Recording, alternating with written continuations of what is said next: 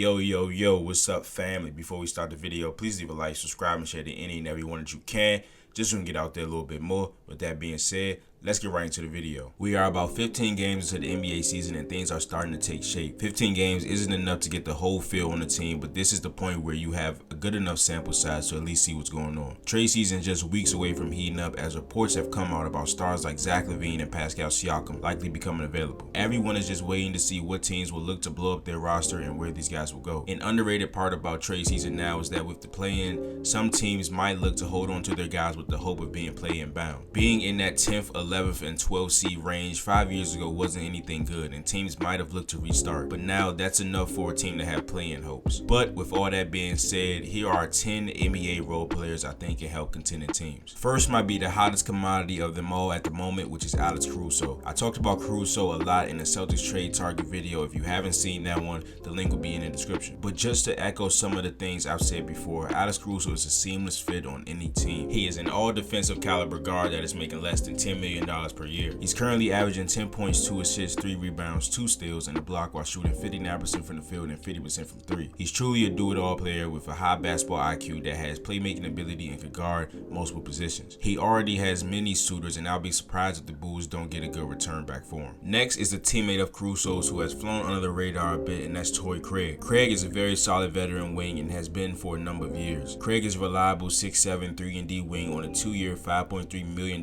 contract with a player option in the second year. He's played every game for the Bulls this season, averaging 5 points, 5 rebounds, and a steal in just 22 minutes. He's surprisingly only shooting 30% from 3 on 2 attempts so far, but I have no doubt he'll get back to where he normally shoots. He shot 39% last year with the Suns, and he tends to come up big in the playoffs. Craig has been a rotational guy on 5 playoff teams in his career and has shot 40% in 3 of those runs, although being on low value. With Zach LaVine, DeMar DeRozan, Caruso, and Craig, if the Bulls decide to blow this thing up, they can really get some good value. Next is the reigning 6th man of the year, Malcolm Brogdon. Brogdon, of course, was a part of the Jrue Holiday trade, which wasn't even supposed to happen. Brogdon was reportedly dealt in the first version of the Kristaps Porzingis deal, which would have sent him to the Los Angeles Clippers, but some concerns about Brogdon's injury he suffered in the Eastern Conference Finals versus the Heat caused the deal to fall through. But now with the Blazers, Brogdon is showing he's still a really effective guard. Brogdon is averaging 17 points, 5 rebounds, and 5 assists in 28 minutes with the Blazers. He's only played 8 games so far because he's been dealing with a hamstring injury that he's currently day-to-day for. Brogdon, though, has put up uncharacteristic shooting splits. He's shooting 40% from the field, which is the lowest of his career, and 34% from 3. One thing I think contributing to this is that he's taking 15 shots per game, which is the second highest total of his career. Last year with Boston, he shot 48% from the field and 44% from 3, but on only 10 shots. I believe that if he goes to a better team where he's closer to 10 to 12 shots a game,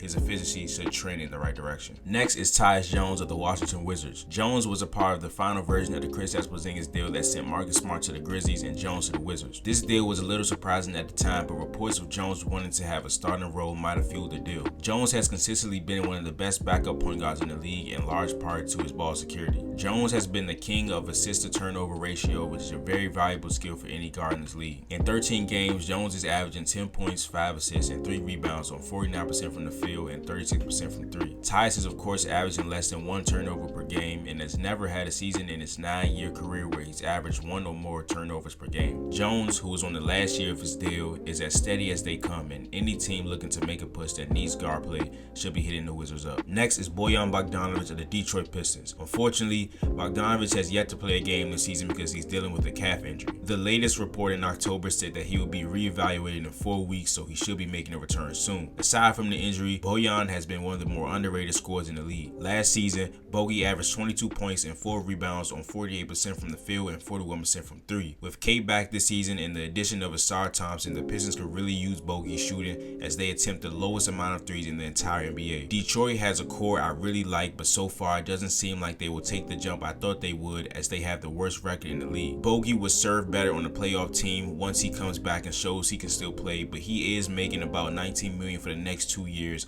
so this is a little bit of a risk trading for an aging forward coming off an injury. Next is a player I think people have forgotten about, and that's Gordon Hayward. Hayward, of course, was an all-star with the Jazz early in his career, but a freakish injury and a bunch of nagging ones in the last couple of years has really ruined his reputation as a player. Despite all the injuries, Hayward has always been a solid player when he's able to play. He's played every game this season so far and is averaging 15 points, 5 rebounds, 5 assists, and 1.5 steals on 43-33 shooting splits. And I think this is the most valuable he's been in years. Hayward has been on the no trade list for opposing teams since he signed that 4-year, $120 million deal with the Hornets. That salary, coupled with the fact that him getting hurt each season seemed inevitable, was just too much of a risk. But now that he's on the last year of his deal, the risk minimizes as long as the team trading for him isn't giving up a significant part of their team or their future. Next up is Gary Harris of the Orlando Magic. Harris is another player whose career was derailed by injury. With the Nuggets, he was a really promising two-way player who got as high as 17 points per game in 2017. While the scoring output has gone down since then, Gary is still a good 3-and-D piece. This season, Harris is averaging 9 points and 2 rebounds, shooting 56% from the field and 52% from 3 or 4 attempts. Harris, like a lot of these guys, on the last year of his deal, so trading for him isn't that risky. Orlando is playing really good so far this year, and moving Gary might not be in their plans, but he's only playing 20 minutes a game, and moving him could benefit them by opening up more minutes for guys like Anthony Black and Jay Howard whenever he's ready. Next is Kelly Olynyk of the Utah Jazz. Olynyk is another solid veteran piece on the last year of his deal. This season, the 6'11 big is averaging 7.6 rebounds and 4 assists on 57-41 shooting splits. Olynyk is a surefire stretch big who is quietly a top passer at his position. While not being a great defender, his ability to stretch out a defense and make quick reads can give a team a much needed look at the backup big position. To keep up with the theme of expiring deals, next is Brooklyn Nets forward Royce ONeale. Royce is a very solid 3-and-D wing who's averaging 8 points, 5 rebounds, and 3 assists this season in 30 minutes a game. Royce is continuing to cement himself as a great shooter as he's at 38% from 3 on 6 attempts. This will be the 4th season in a row where he shot better or equal to 38% from behind the arc. Brooklyn, I think, will be in that play-in range, so I don't think there'll be a team just offloading parts in an attempt to rebuild. But I do think if a team gives him some draft capital, Royce could be on the move, given the Nets are pretty deep at the position with guys like Mikal Bridges, Cam Johnson, Dorian Finney-Smith, Lonnie Walker, and Trendon Watford. Last but not least is Otto Porter of the Toronto Raptors, and as you may have guessed, yes, he's on the last year of his deal. Otto isn't playing much right now with the Raptors as he's only appeared in 6 games and played 14 minutes in those games. He's averaging just 3 points, but is shooting 38% from 3. Otto has nice size and shooting at 6'8", and at this point in his career probably isn't going to be a guy you rely on off the bench, but I think he can be called on most nights to give you a solid 10 to 15 minutes. But that's the video. If you guys enjoyed it, please leave a like, subscribe, and share to any and everyone that you can, just so we can get out there a little bit more. With that being said, I will see you guys in the next video, but this is Nick. Peace.